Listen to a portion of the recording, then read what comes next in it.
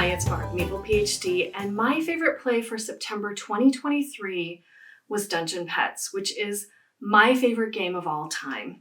And it comes out every once in a while, but this is my first time featuring it in this series because this past month I had the absolute joy of sharing this with a whole new group of players. Well, not quite whole new, it was me and my spouse, but we were at the Dice Tower retreat. We had a couple of people who wanted to learn how to play Dungeon Petz. And since it is my favorite game, I had the chance to sit down, teach it to them, play it. And it was such a fun experience. So in this game, every player is the manager of an imp family who has started up their own pet shop in town and are vying to become the best pet shop owners. The game is played over about 6 rounds, depending on which version you're playing and how many players.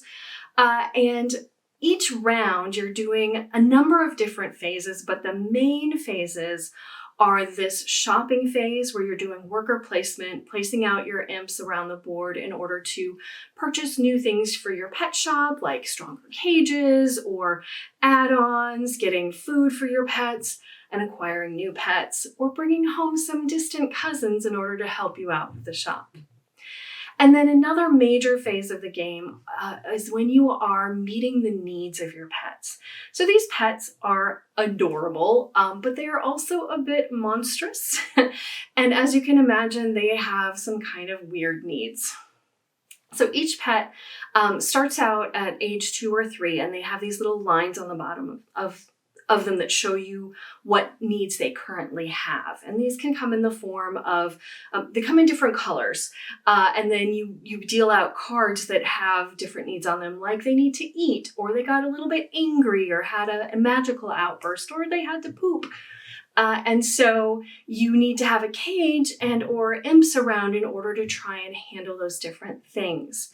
And during this phase, you know, depending on how many pets you have, it can be kind of a brain burner as you are sitting there trying to meet the needs of 3 different pets that each need, 3 to 5 different cards, and making sure that they are in the right cage for the things that you're playing.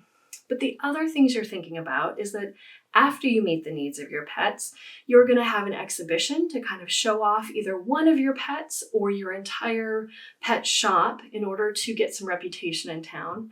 And then you are going to sell some of your pets to these customers who will also give you reputation if you can sell them the right kinds of pets, ones that had food needs this time, say, but didn't have poop needs, that sort of thing. And one of my favorite parts of this game is not just the art, because I love all of the pets. They are amazingly adorable and weird and freaky and just fun to look at.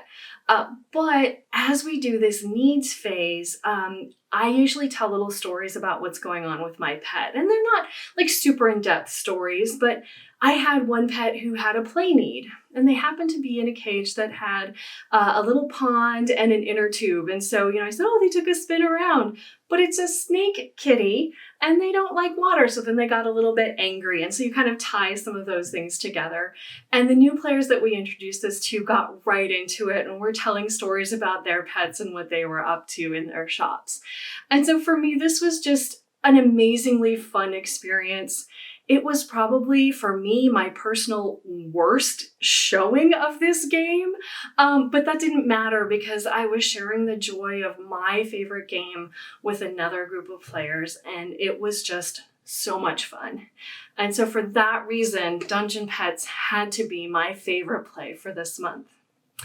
I hope you had a great month gaming. I will be back again next month, but in the meantime, you can go find me on YouTube. I connect astronomy and board games, so if you love science and clearly you like board games, come on over. You can also find me on Instagram and Twitter as X as MaplePhD, and I have a blog at maplephd.com. We'll see you next time.